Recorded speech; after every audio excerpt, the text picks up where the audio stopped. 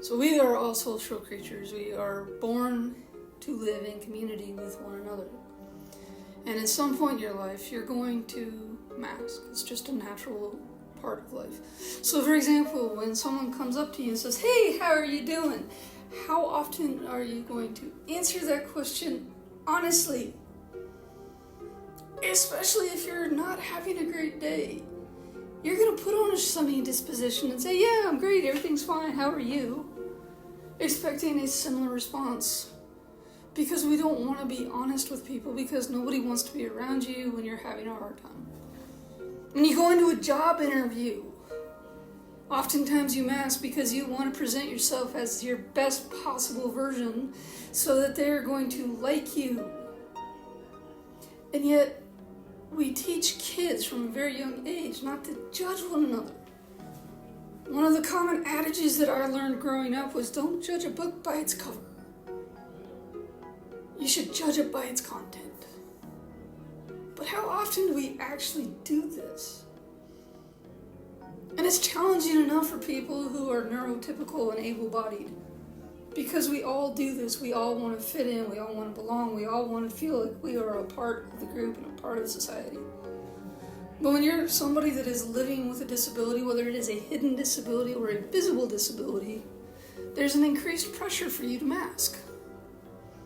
If you are living with a visible disability, something that not too long ago I was dealing with, had bilateral knee replacements and ankle surgery all within about 6 months of each other, yeah, don't actually recommend that. It's not as much fun as it sounds.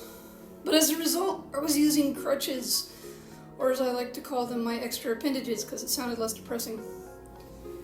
And I noticed the way that I got treated differently when people saw me walking with crutches versus just walking naturally. And I observe this all the time when I see somebody that's in a wheelchair and people talk down to them like they're a little kid. Or if there was somebody else, instead of talking to the person in the chair, they talk to the person next to them, asking them questions instead of directly talking to the individual. And it's harder to hide that. And so when you have a visible disability, you have to work harder to try to overcompensate so that people will take you seriously. And that's hard enough. And I'm not going to discount those challenges. But what's really hard and what I have to deal with on a more regular basis is trying to overcompensate and mask for the hidden disability. See, I have post-traumatic stress disorder, and I also have autism. It's a fun combo. Not really, but sure, some days there are strengths that come with that. But there's also a lot of challenges. Now, growing up, I was constantly the new kid in school. We moved 12 times by my 13th birthday. Greatest joke my parents ever played is when they moved me just before my 13th birthday and said, "Guess what? We're done." And then they meant it. So, all those other times, every time I went to a new school, I was like, okay, I got this. I can do this. I can reinvent myself. I can finally figure it out.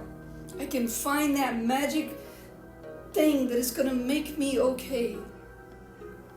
And I can watch all these kids and I can see how they interact with one another. And if I can just figure out how to act like everybody else and hide and suppress all this other stuff and not let anybody see it, then finally I'll have friends.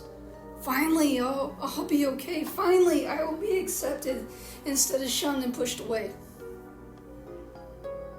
But by the time I hit 13 and we moved here into a very small town in Georgia with a very small town mentality, and from the first day of school I was getting mercilessly bullied. I gave up. I was like, fine, whatever. I don't want to be a part of the group anymore. I'm going to do whatever I can to make myself as small as possible so that they will simply leave me alone. And see, part of the problem with growing up that way is that I lost touch with who I actually am, who I was born to be. And now I'm 45. Yes, I really am 45. I'm almost 46. I know I don't look it, and I sure as heck don't act it. I'm just now starting to try to figure out who I really am at my core. And I'm slowly figuring it out. I'm an athlete in spite of what my amazing physique might tell you. I'm an artist, which, as you can see in the video, I do pretty well. Now, I was born left-handed. And in spite of that, my mom, because I'm the only lefty in my family, tried to force that out of me from a very young age, and by young age I mean infancy. She would take the spoon out of my left hand, put it in my right hand, and I'd just throw it down, pick it up with my left hand again, and start eating. And as I got older and I got into athletics, all my coaches were right-handed. So I throw right-handed, I bat right-handed, I kick right-handed.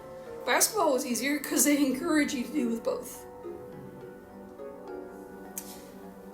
But when I got into school, writing with my left hand felt more natural. And so, thankfully, I was born in the late 70s. They didn't try to force me to be right-handed.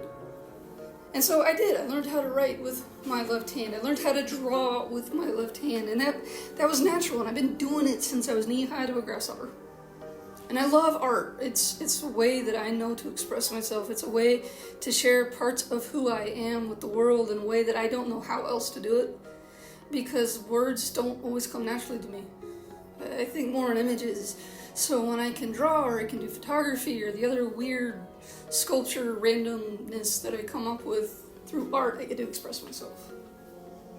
Now, somewhere along the lines, I got bored and decided to start drawing with my right hand. And this is a skill that actually has come to become very valuable and resourceful. It's one of the things you learn about when you live with a disability. You become very adaptable. You become very resourceful because you have to. Life is constantly about learning how to adapt to fit in so you can be a part of society. A little over a year ago, I got rear-ended and busted up my left shoulder. Actually, it was just before this conference last year. And so I was like having a really hard time, and I wasn't using my camera anymore for various reasons. And I had my arm in a sling, so I could not use my left arm. And I got bored and picked up the pencil with my right hand and just started drawing. And realized, hey, I can actually do this thing. I can actually draw with my right hand, and it doesn't look horrible. So I kept doing it. And I started to realize that I can draw pretty well with my right hand, and if you look at them side by side, a lot of times you can't tell the difference. Truth is, a lot of times I can't tell the difference, and I'm the one who created the artwork, so have fun with that.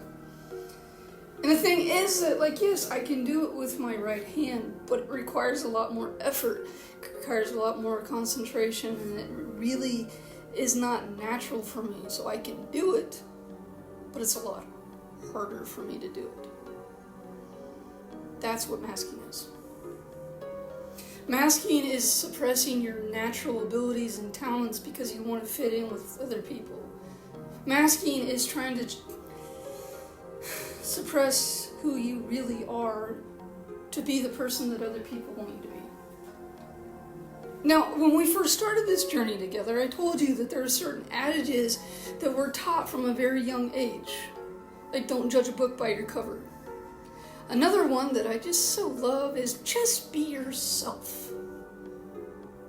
But what they really mean is be yourself in a way that is going to fit in with the way everybody else is being themselves so that you can fit in.